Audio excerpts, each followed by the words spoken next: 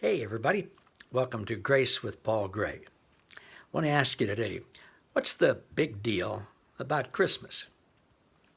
We celebrate Jesus' birthday, of course. Now, we don't celebrate the birthday of any other person written about in the Jewish scriptures, the Old Testament, or the Christian scriptures, the New Testament. Why celebrate Jesus' birthday, especially when we don't even know the exact day that he was born on? Well, we celebrate because of the astonishing reality that God, the creator of everything, the all-powerful, all-knowing, everywhere present, most important entity ever, anywhere, chose to come and be in relationship with us, his creation, human beings. Until Jesus came, no one in all of history, as far as we know of, had ever even daydreamed or imagined that God, whoever or whatever they conceived him to be, would ever come and be one of us in relationship with us. It was too absurd to even consider. We use the term Emmanuel, God with us. Jesus was with us in the flesh, and then on the day of Pentecost, the Holy Spirit of Christ was poured out on all people, men, women, children, young, old, slave, free, Jew, Gentile, all people. And that became a reality then and forever. God has been, is, and always will be in everyone, closer than the very air that we breathe. Incarnation means deity in human form. Jesus was the incarnation of God. And today, you and I are the incarnation of God.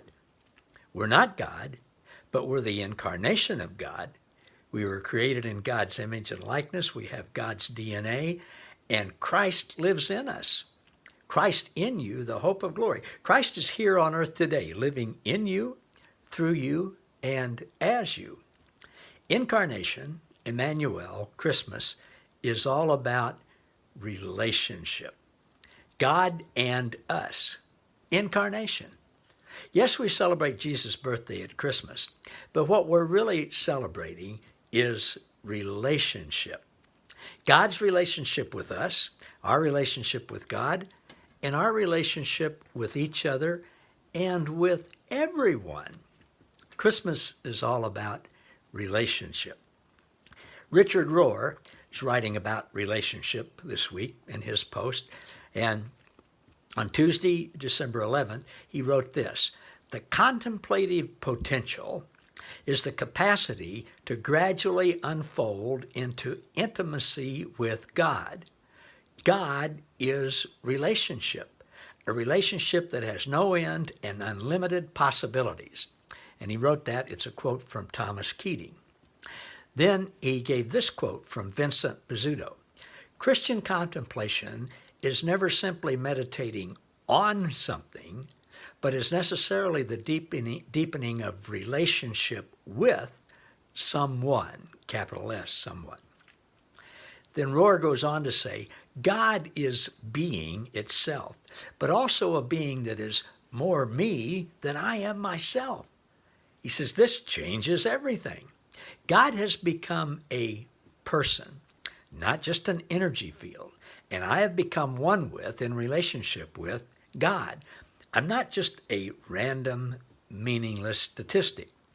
He goes on to say the spiritual path is relationship itself, not just practice, discipline, or holy posture. Authentic contemplation of the other through all the necessary stages of personal relationship calls us beyond our tiny and false selves into the ultimate self. He says we become the one we gaze upon. Then he quotes Meister Eckhart, who says, "The eye with which I see God is the same eye with which God sees me. My eye and God's eye are one eye, one seeing, one knowing, and one love." It's too amazing to even comprehend. The reciprocal gaze is the true self, perfectly given and always waiting to be perfectly received. It's so dear and so precious that it needs no external payoffs whatsoever. The true self is abundantly content. Wow.